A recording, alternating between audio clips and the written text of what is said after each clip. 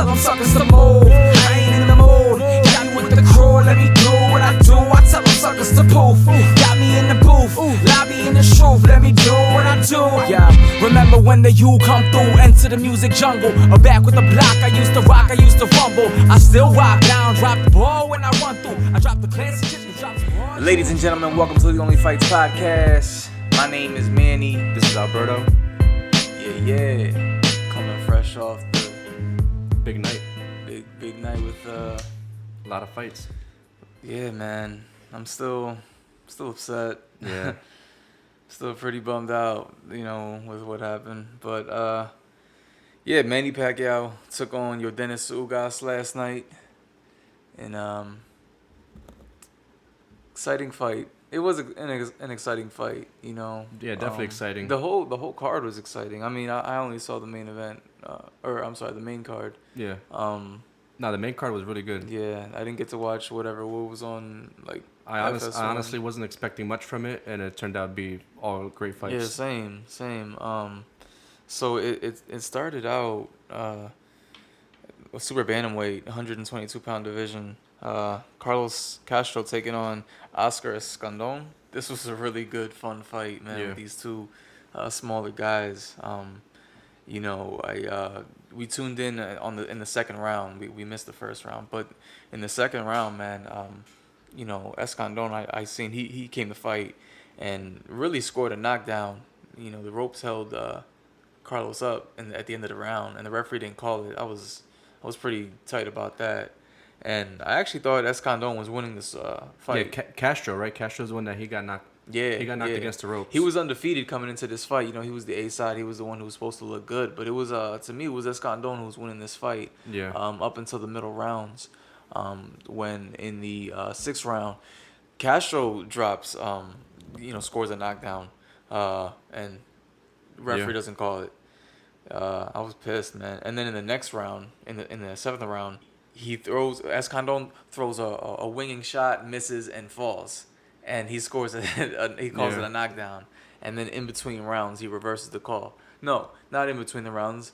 He had to call a break in the action at the start of the eighth round. Yeah, he delayed the round a little bit. I didn't get the referee's name, but God, he did a terrible job. But that was because he was hurt. He got hit. I forget what he got hit with, but he got hit. He got wobbled, and then he tried to throw something, and he missed, and it just threw him completely off balance. Yeah. But what bothered me was that he didn't do that in between rounds. Like, remember, I think it was the last episode with Jack Reese. I gave Jack Reese all the praise in the world for just taking properly care of using the instant replay. And exactly. And this referee, he did it too, but he did it like, so the round started and he paused the round. So, gave Escandon time to recover. Gave both guys time to recover. Yeah, both guys were at that point they were going to war. Yeah. Stuff like that bothers me, You kind of have to keep the fight going. This is all still new to the refs though, right? Like, this is all you can say that. Castro starts to rally back. He's winning these middle rounds, and in the 10th round, he drops Escandon, and he gets back up, takes his mandatory 8 count, and then tries to take a knee right after taking the 8 count, which I thought was really stupid, and referee rightfully waves it off. That I wasn't mad at. Yeah. But great fight, to say the least. Yeah, definitely. The Escandon guy, he's undefeated, and he moves up in the ranks in the super bantamweight rankings. Could see him in the future. Possible opponents like Luis Neri, Daniel Roman, guys like that. Maybe in the future take on the winner of Stephen Fulton, Brandon Figueroa, guys like that. Good stuff in that first fight. Moving on, one weight class north, WBC featherweight title eliminator. You had Magsayo taking on Julio Ceja. Great fight. Awesome fight. So round one, Magsayo gets the knockdown. Looking good in rounds like 2 and 3, middle rounds. And he starts to come, and Julio Ceja, starts to rally back, starts to come back. He landed a lot of body shots, and Magsayo started to get really tired. What was it? I believe in the 5th round, he drops him. Mm-hmm. He drops Magsayo, and from there on, it looked like he was taking this fight. Yeah, the tables turned right there. And I was, I remember telling you, man, no joke, man. Ceja's no joke. Former Regan opponent, gave him all he could handle. In a surprisingly exciting fight with Rigondeaux. But yeah, this was an exciting fight too. I believe it was like rounds 7, 8 when Magsayo starts to rally back, and somewhere around the I think it was in the last round, right? Or no, in the 10th round. 10th round. In the 10th round, man, he turns up and just annihilates him, man, and catches him with the right hand and drops him. We posted that video on our Instagram. It was bad, man. Yeah, it was, vicious knockout. Knockout of the year contender for sure. So he is now, I believe, the contender, the number one contender for the WBC featherweight title. Yeah. Who Gary Russell holds that? Gary Russell Jr. Yeah, really impressive win. Like right when it seemed like he was about to break, Yeah. he like caught that second win. Like that shit was crazy. Yeah. And props to Julio Ceja. The body shots they were doing great. Almost won him that fight. He was winning the fight. He was winning on all the judges' scorecards. I had him for up. Sure. And he adjusted nicely after that. Yep. The first knockdown, and he's Team Pacquiao, man. He's with Freddie Roach and them. So yeah. Good guy to learn from. Yeah, Filipino too. So yeah, that was awesome. Great fight. yeah. And moving on to the co-main. Oh yeah. It's a pretty fun fight. Victor Ortiz versus Robert Guerrero at 147. Two former Mayweather opponents. Yeah. I don't think neither one of them fought Pacquiao, but if you know who these guys are, man, good fun fighters to watch. Victor Ortiz came with Freddie Roach. Robert Guerrero, obviously trained by his dad, and Freddie Roach. He made the Guerreros rewrap the gloves. They had issues with that before the fight. I'm not quite sure what it was, but yeah, they just said Freddie Roach didn't like it. Yeah. So pretty decent fight. A lot of headbutts from Victor Ortiz. That's pretty expected. I had him winning the first few rounds. Yeah, the first rounds were exciting. The first rounds, they were going at it. Yeah, he started to get tired quick though. 3rd, 4th round, started to get tired. Started holding a lot. Now I started giving Robert Guerrero most of the end rounds, and I had it 96-97 for Robert Guerrero. Him winning just by a round. That's how the judges had it too. So. That would end up being? Yeah, Robert Guerrero winning, unanimous decision. Not really sure where he's gonna go from here. It wasn't his best win. Yeah, it wasn't. Wasn't very impressive. I think he's just gonna be like a glorified gatekeeper. Yeah. For the up and coming guys, maybe Fight some young guys. Yeah. A stepping stone. Young guys who wanna step up, right? Yeah. So give him a good test. But nonetheless, props to Robert Guerrero for getting the victory. Yeah. In a good co-main event. Moving on to the main event, the legend Manny Pac-Man Pacquiao taking on Yordenis Ugas. I made the prediction that I thought Pacquiao was gonna win. I thought he would stop him in the later rounds.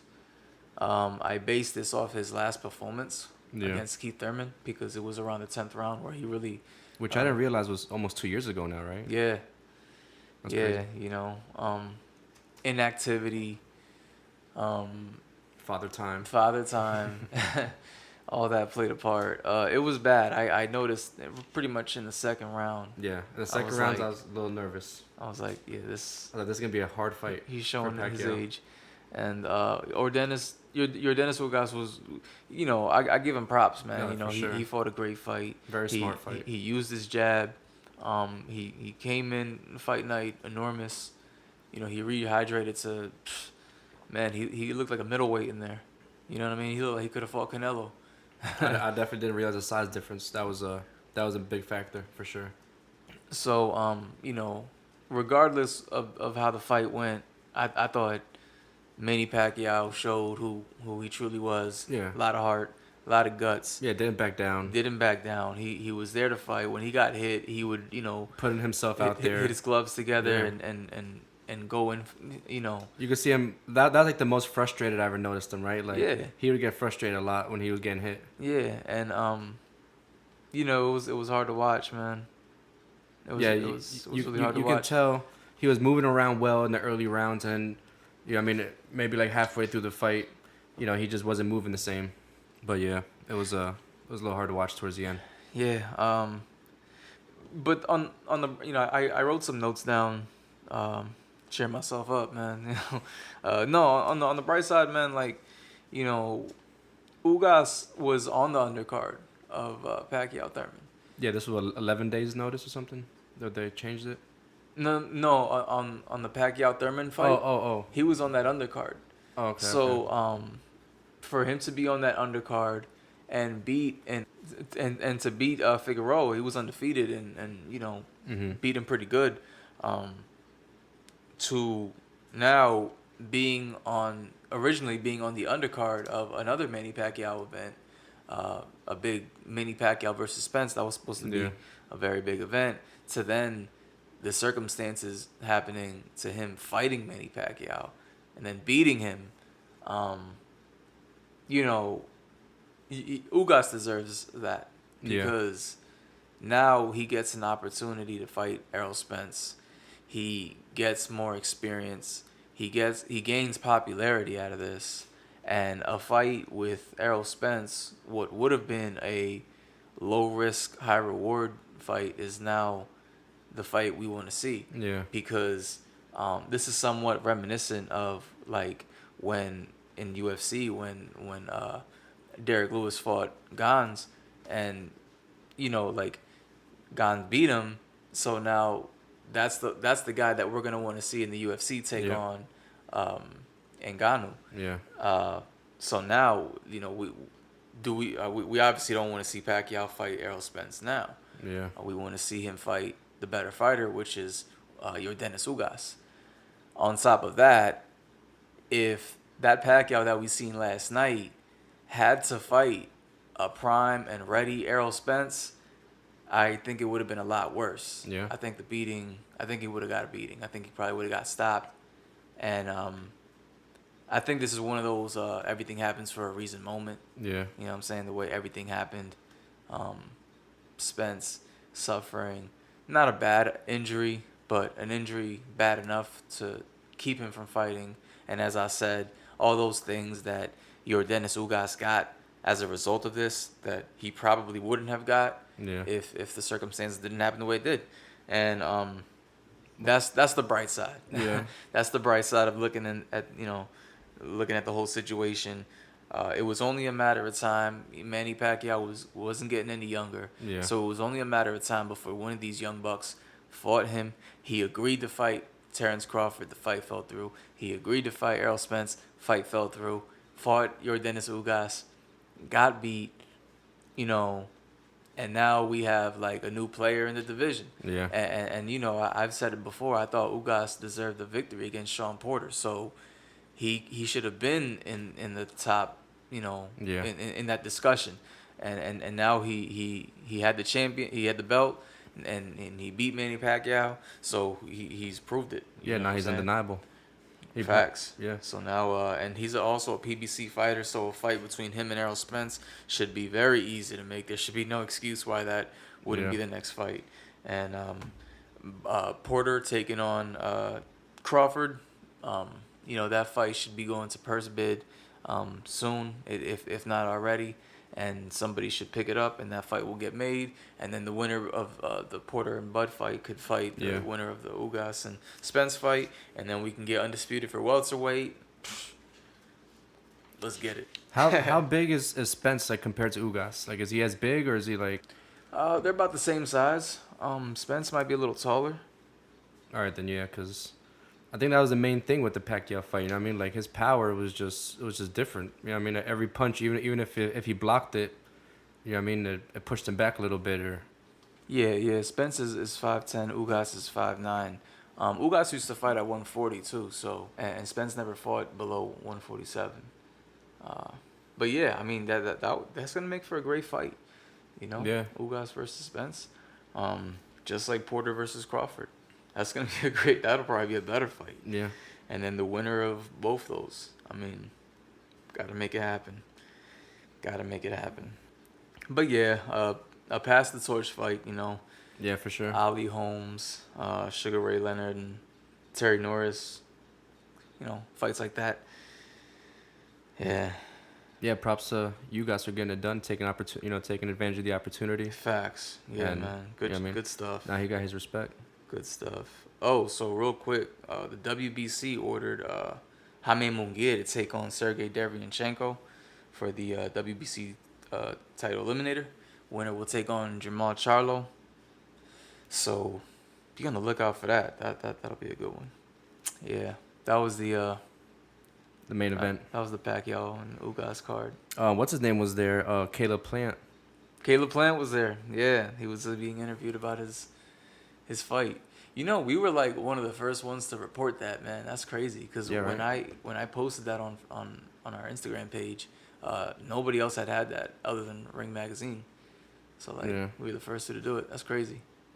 Yeah, that was dope. Yeah, he was discussing his upcoming November 6th bout with Canelo Alvarez. Unifying what weight classes? 168 super middleweight. So he said, "You're looking at the next undisputed champion." He said he already has his mouthpiece. Yeah. Undisputed.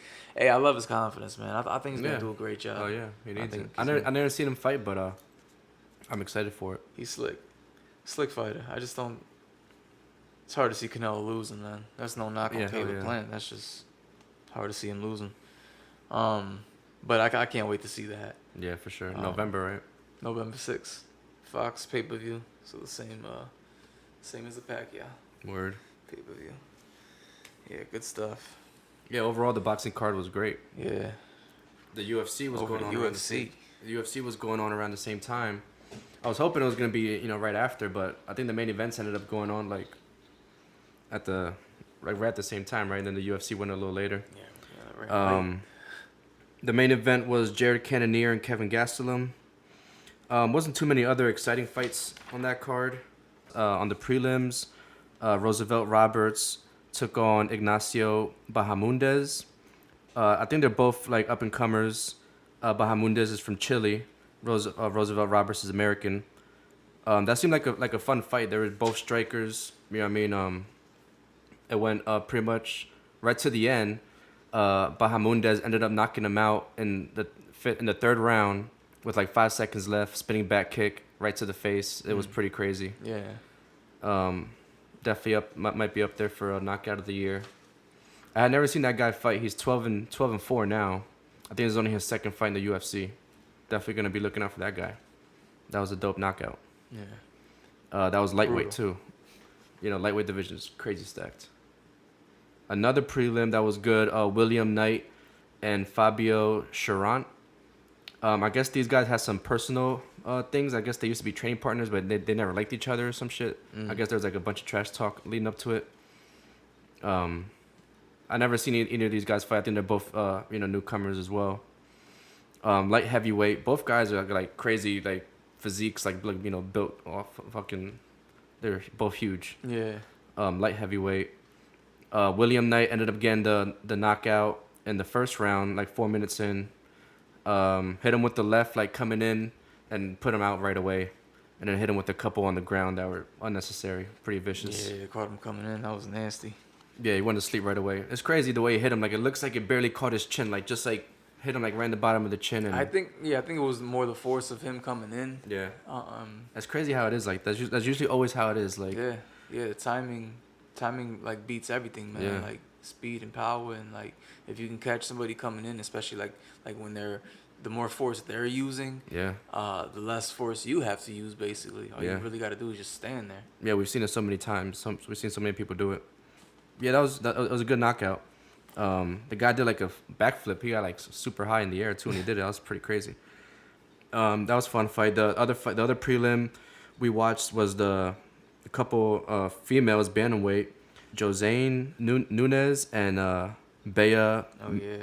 Malecki, Brazilian Nunes, shorter fighter. She made Malecki look way taller than she is. I mean, that's still pretty tall. She's 5'10", but she was towering over her, and didn't seem to be able to use her her length very well.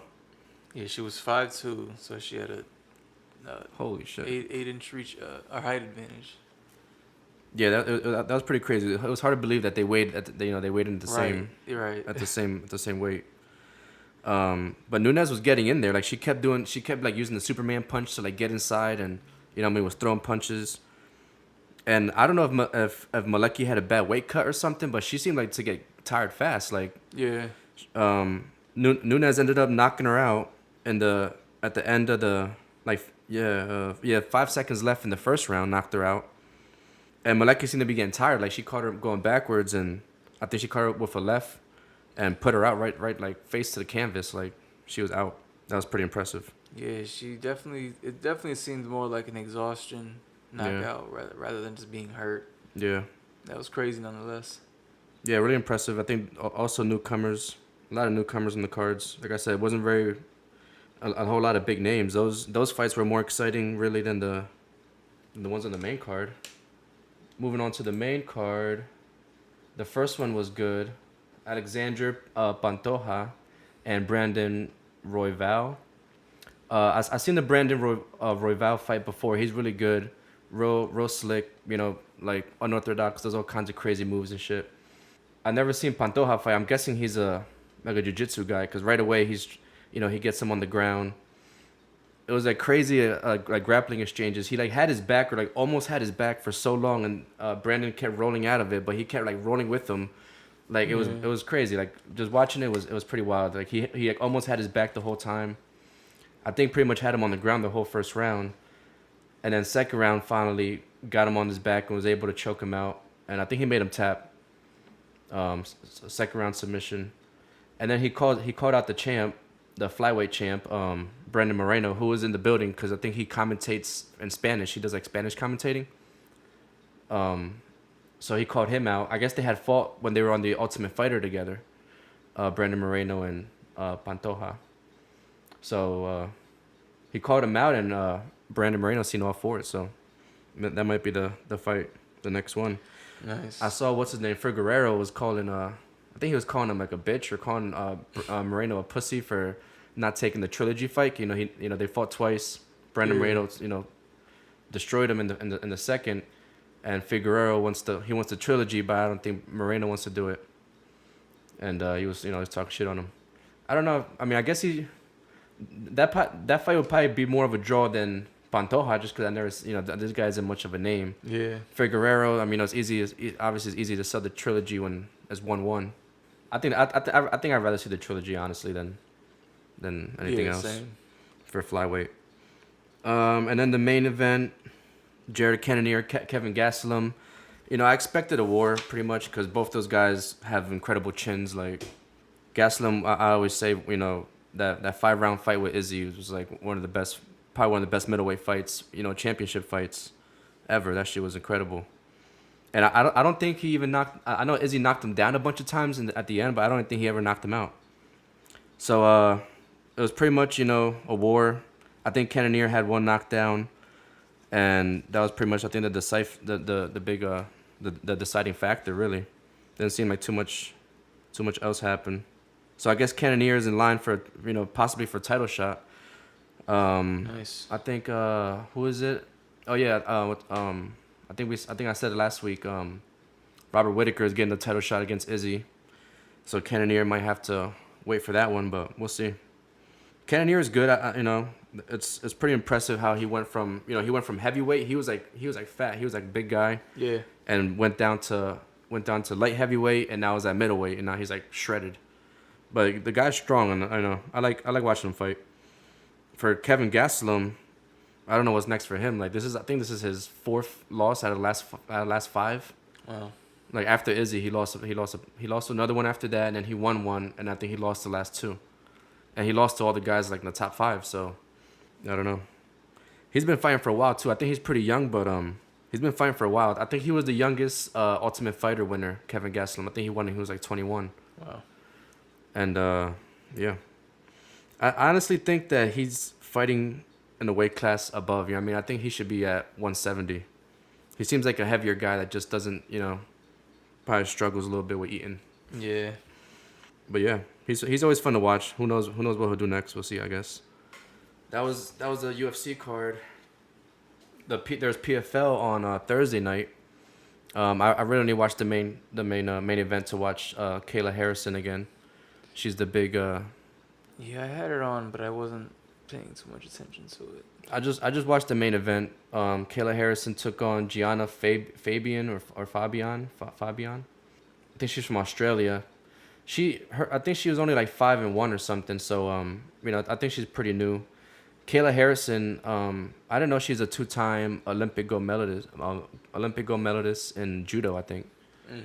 So she really reminds me of Ronda. She's really like, almost like Ronda Rousey 2.0, like just heavier and a little bit more vicious with the ground and pound. But pretty much the same style. Like she gets a hold of these girls, gets them down, and goes for arm bars right away. Like she took her down right away, went for like 2 different arm bars, couldn't get it, so she just started punching her. Yeah. And then that was it. It was pretty quick. The other girl really couldn't do anything. And another thing I didn't know about Kayla Harrison, she trains at American Top Team.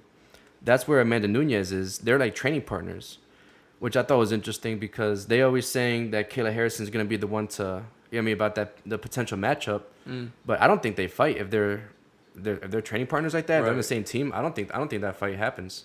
Right. Yeah, that's wild. So I don't know. Which I always said I think Kayla Harrison's too big for her anyway. She fights at 155. Amanda's her natural weight class is 135, but she's champ at 135 and 145. But she's really a 135er. So and Kayla Harrison's she's a big chick. Like she's not little. She's husky. Her arms are huge. Yeah, so I don't think anybody's gonna beat her, and especially in PFL.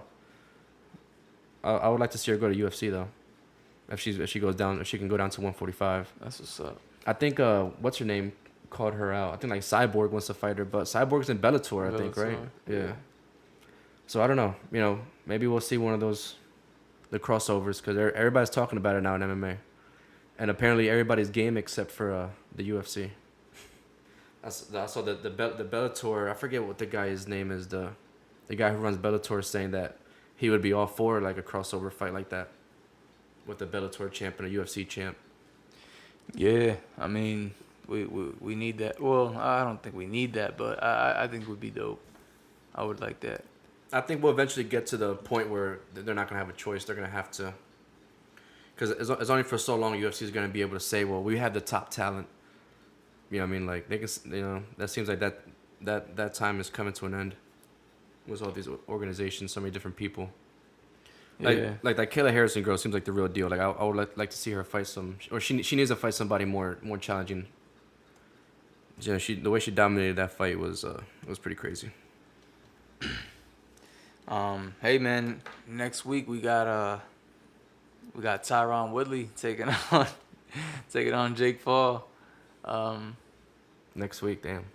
Yeah, that's I don't know, man. I don't know who wins that. I gotta go with Woodley, man. Fuck it. I'm gonna say Woodley's gonna knock him out early. Early? I think Woodley has to knock him out early. Yeah. I think if he doesn't knock him out early, he loses a lot of confidence. After that. I feel like both these guys are gonna be a little hesitant to throw in the beginning. Yeah. I don't think either one is gonna try to go for the kill so soon. I think they're gonna try to feel each other out. Yeah, I think Jake Paul is definitely gonna be a little smarter about this one. Yeah, I think they both are. Because I don't think Tyron Woodley wants to get embarrassed like that. Yeah. But this, I don't know, man. I think this one might go the distance. What is it? 8 rounds? 8 rounds.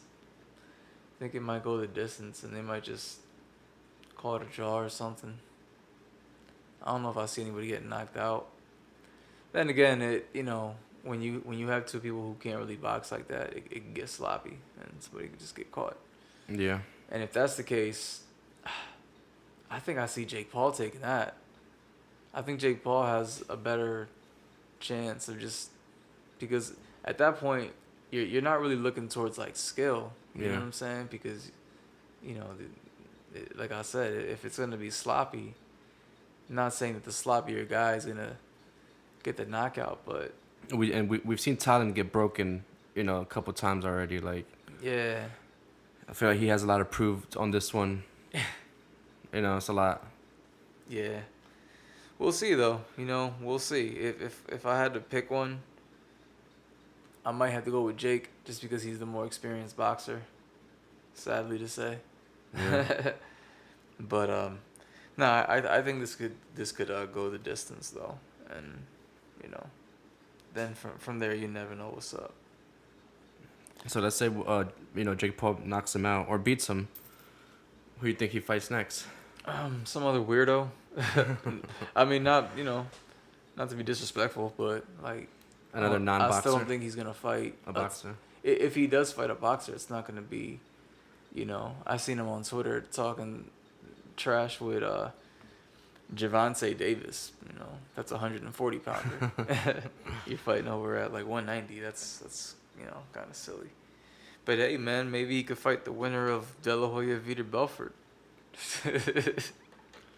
I'm kind of looking forward to that one. I don't know why. The closer we get to it, I'm looking forward to that. Man. Like I grew up watching. Literally, the first fight I've ever seen was Oscar De La Hoya. I think me too because my Trinidad. That was my introduction to boxing was my dad watching De La Hoya fights.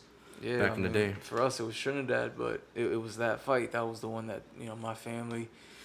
We went to a friend's house. And I they remember that one. It, and it was crazy. It was that. Phew. I remember going to school after the next day after that, and everybody was talking about all that my fight. friends. I'm Puerto Rican. All my friends are Mexican. Yeah. And all my friends were like, complaining. They're like, the judges robbed them. Yeah. It was already a rivalry that always was there, and now that was even that was crazy. Yeah, full disclosure, I think that was. I had it a draw. I had to tell Trinidad for the draw, but it's all good.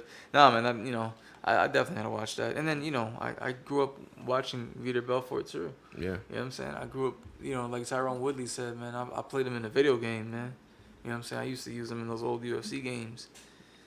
Yeah, man, that's September 11th. And he hasn't really stopped fighting, you know what I mean? So that's going to be interesting. Gonna be a war, man. Those guys want to knock each other out. and De La Hoya looks serious, like, it's gonna be fun. Ooh, Mikey Garcia, possible return for September 18th. Probably a gimme fight, but yeah, that's cool. We haven't seen him since his lopsided loss to Errol Spence, like in 2018 that was a while ago, right? or something. Yeah, it's been. Oh no, I'm sorry. No, he did take a fight. He fought on DAZN. I forget who. Samuel Vargas, I think, one of those guys. Yeah. But yeah, and then of course, one of my favorite fights of the year, Anthony Joshua taking on Alexander Usyk, September 25th. Heavyweight division, man. And then just a week after that, 2 weeks after that, October 9th, Wilder Fury 3. Oh yeah. So finally. So the boxing stuff got some stuff. Yeah, that was gonna be interesting. I can't wait. The undercard is what I'm really looking forward to. Who's on that one? You're gonna have a rematch between Robert Helenius and Adam Kanaki. Mm-hmm. Helenius upsetted Kanaki the first time around. You're gonna have the return of Jared Anderson, rising prospect, all heavyweight fights, and then you're gonna have Efe Ajagba take on the heavyweight in Canelo's team, Frank Sanchez, Cuban heavyweight. He's nice. Both good guys. I don't know who wins that. I don't know who wins any of those fights except for Jared Anderson. I think he should get past this test. And Tyson Fury, I'm thinking should beat Wilder this time around unless he gets caught. I don't think so. You think it's quick again, or you think it goes longer? No, I think it's more competitive. Yeah. Yeah. I think but like I said, I think Fury has to be a little mindful. He has to be totally different. It's like You know? we have to like see like a whole new Fury. Yeah. I mean, Wilder, I guess more so. He has to be like a whole new guy. He just has to be a combination of the first and the second fight, Fury. You know, the first fight he was boxing, he was elusive, and that did him a pretty good job. You know, I thought he won the fight. Judges just didn't give it to him.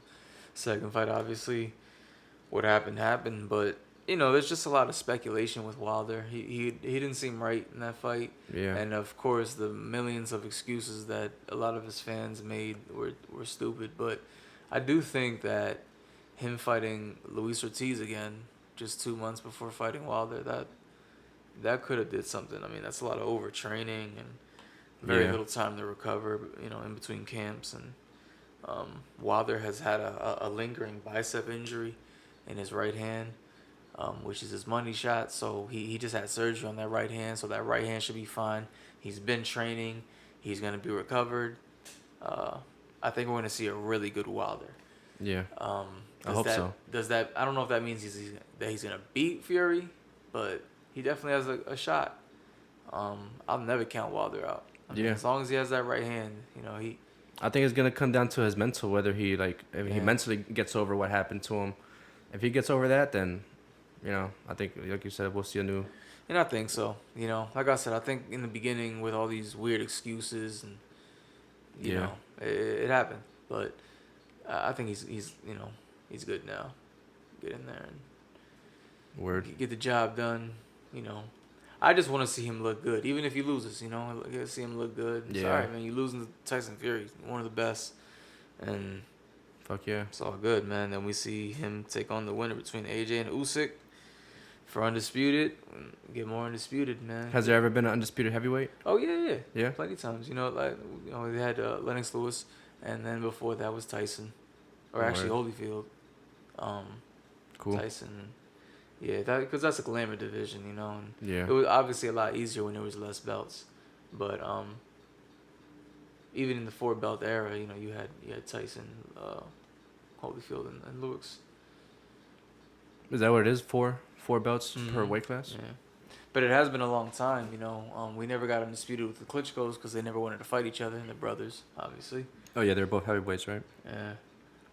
And then, the belts would eventually get vacant, and, you know, Tyson Fury beating Klitschko and then going through his mental health problems 3 years before the original Wilder fight. And then that belt became vacant. All the belts became vacant. Anthony Joshua fought for most of them, and Wilder would win one. Yeah. And then for years they never fought. Boxing. Crazy. Yeah. The next pay-per-view for UFC coming up is the UFC 266, September 25th. Volkanovski versus Ortega. That's a tough one to predict too, man. Like, Volkanovski's good. He beat Max Holloway twice, but you know both of those are controversial. Brian Ortega, you know, Max Holloway put a beating on him. I don't know if you remember that one, but he bloodied his face up bad, like just boxed his head off. Like, well, I mean that's pretty much what Holloway does to guys. But yeah, so I don't know. This one's gonna be tough to call. Ortega's last win was against the Korean Zombie, which is a good fight, but I mean, you know, it's a good win. The Korean Zombie's like older though. You know, I don't know if that should have given him the title shot right away again. But and there's a lot of people in that division, featherweight, so I don't know. I think honestly, I think Volkanovski gets it done. I think he gets it done again. I don't see Ortega beating him. I think we're gonna see Max Holloway fight Volkanovski again too, because I don't see Max losing to anybody. I've been watching a little bit of the Ultimate Fighter with them. It's too corny. I've been trying to watch it, but it's corny. The fights are good though. The thing that sucks, I forget the guy's name. I should have looked it up. The two out of the two guys that were gonna fight for the winner Ultimate Fighter, it was a black guy on Ortega's team. He ended up getting injured. So he's not gonna be able to fight in the finale anymore, and he was like the heavy favorite. He was like looking really good. So that sucks for him. So somebody else is gonna take his place for the finale. But I think they said they're still gonna give that guy a chance in the UFC. He's gonna get like a fight at least to prove himself. And then the co-main is Valentina Shevchenko and Lauren Murphy. I think Valentina probably kicks her head off in the first round or something. I think that she's gonna make easy work of her. Nick Diaz, Robbie Lawler. That's gonna be fun. I don't know if you've seen. They put out like a little trailer for that fight. It was fucking epic. The shit was crazy. Nah, I ain't that shit gave me goosebumps. I don't know. I think Nick Diaz gets it done. I don't know if it's late, but I guess I would have to guess it's gonna be late. I'm guessing that's the game plan. If he, how many rounds is that fight? They gave him. That's why I said that they gave him the 5 rounds. Oh, that's right. So. And the women's fight, that's gonna be 5 rounds because that's a belt fight. Okay, that's title fight. Yeah. Yep. So we're gonna get three 5-round fights again, like we did when Nate Diaz fought last. It's gonna be a good card. That heavyweight fight, Curtis Blades and Rosenstruik. Those are both heavyweight contenders. That should be a really good fight. I think Curtis Blades got knocked out by Derek Lewis last, and Rosenstruik got knocked out by, not knocked out but Gane. The guy that just beat Derek Lewis. That was his last fight. I think Gane beat him in a 5-round main event. And then this one should be good too. Jessica Andrade and Cynthia Calvillo. Both have been around. Both are pretty good. That should be a good fight. That should be a good UFC card. Excited for that one. Yeah, seems good. What was that other fight they just announced? Dan Hooker is fighting an up-and-comer. I forget his name. He kind of looks like Kevin Gastelum. He looks like a skinny... Oh, yeah, it's hard to pronounce his name. Hakprasat? Yeah, I have no idea. Nasrat Hakprasat. Yeah, I think I can't pronounce he might that, be Muslim. Bro. I'm probably butchering that. I'm probably being very disrespectful. Nasrat. Yeah, I think Nasrat sounds right. So what is that going to be like on the prelims? Yeah, I'm not sure for which one. No, I think they said it's going to be like a fight night main event. I don't know for when. It says 266. Oh, does it? That's shit. Then it would have to be. I don't know what it would be in the. Yeah, it might be in the prelims. It looks like they didn't even. Yeah, it's not updated. This might not be very updated yet. Well, we'll see what's up. But yeah, Dan Hooker. I mean, I guess I wouldn't be surprised if he's not on the main card anymore because he lost his last maybe 2 or 3. He worked his way up to the top. I think top 5 of lightweight, and then, those are all they're all dogs in that weight class. I think his last loss might have been the one against Michael Chandler. Yeah, Chandler's gonna fight Gaethje next. That should be a good fight. Yeah. Not sure when that one is, but I'm excited for that one. Yeah, a lot of fights, man. A lot of fights coming up. Yeah, I mean, not a bad year, even despite all the canceled fights that happened, like the David Benavidez fight that was supposed to happen next week. But we moving forward, Yeah. So. Hell yeah. The Amanda Nunes fight should get announced soon. I'm not sure for when, but that should be announced soon. Good stuff. Yeah. Awesome. Anything else? No, I think I got everything I got. Yeah, overall, it's a lot of another packed weekend of fights. Yeah. So guess we'll see you next week. Word. For the Damn. Jake Paul and yeah, okay. So that's a Sunday, so we'll probably be a day later on the episode. Oh shit, yeah. Damn, it's Sunday night? Yeah, I believe so. Unless they move it because of it, That would be nice if it was a little earlier. We could maybe record right after. Yeah, but we'll see what's up. Yeah. So once again, my name is Manny. This is Alberto. It's the OnlyFights Podcast, and we out. Peace.